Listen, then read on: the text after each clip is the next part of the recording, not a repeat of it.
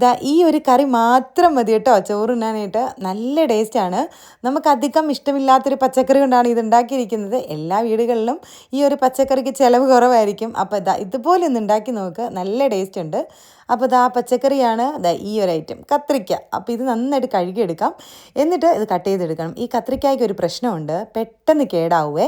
ഇതാണ്ടോ പുഴു പിടിച്ചിരിക്കുന്നത്. അങ്ങനെ ഒരെണ്ണം മാറ്റി, രണ്ടാമത് എടുത്തതും കേടായിപ്പോയി, അതും മാറ്റി. എൻ്റെ ഭാഗ്യത്തിന് ഫ്രിഡ്ജ് തപ്പിയപ്പം നമ്മുടെ ആ ഒരു സാമ്പാർ കഷ്ണമില്ലേ, അതിൻ്റെ അകത്തൊരു കത്രിക്ക കിടപ്പുണ്ടായിരുന്നു.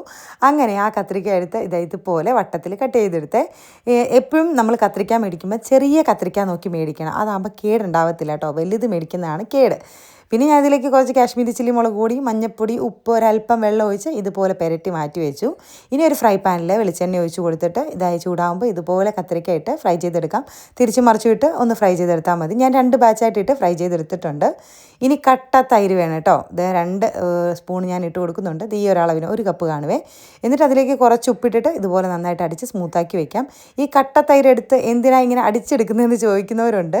അത് നല്ല സ്മൂത്തായിട്ട് ഇതുപോലെ കിട്ടാൻ വേണ്ടി കേട്ടോ, ക്രീമി ആയിട്ട് കിട്ടാൻ വേണ്ടിയിട്ട്. എന്നിട്ട് നമ്മൾ ഫ്രൈ ചെയ്ത കത്രിക്കയിലേക്ക് ഈ ഒരു തൈര് ഒഴിച്ച് കൊടുത്ത് മിക്സ് ചെയ്ത് വെക്കുക. ഇനി ഒരു താളിപ്പ് വേണം.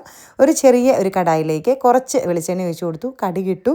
ഇനി അതിലേക്ക് ഉണക്കമുളക് ഇട്ടു, സവോള ചെറുതായിട്ട് അരിഞ്ഞതാണേ അതിട്ട് കൊടുത്തിട്ടുണ്ട്, കറിവേപ്പില ഇട്ടു. ഇത് മൂത്ത് വരുമ്പോൾ നേരെ ഇതിലേക്ക് ഒഴിച്ച് കൊടുക്കരുത്, നിൽക്ക് കുറച്ച് മുളക് പൊടിയും കൂടി ഇടണമെന്നേ. എൻ്റെ ഒരു മറവി. എന്നിട്ട് ഇച്ചിരി മുളക് പൊടിയും കൂടി ഇട്ടിട്ട് ഒന്ന് മിക്സാക്കി ഒഴിച്ച് കൊടുക്കുക. ഇതാകുമ്പോൾ നല്ല കളറും കിട്ടും, കാണാനൊരു ലുക്കും കഴിക്കാനൊരു ടേസ്റ്റും ഒക്കെ ഉണ്ടാവും. അപ്പോൾ ഇത്രേ ഉള്ളൂ. ഇതൊന്ന് നന്നായിട്ട് മിക്സ് ചെയ്തെടുക്കുക. ചൂട് ചോറിനോടൊപ്പമോ ചപ്പാത്തിക്കൊപ്പമോ ഒക്കെ കഴിക്കുക, അടിപൊളിയാണ്.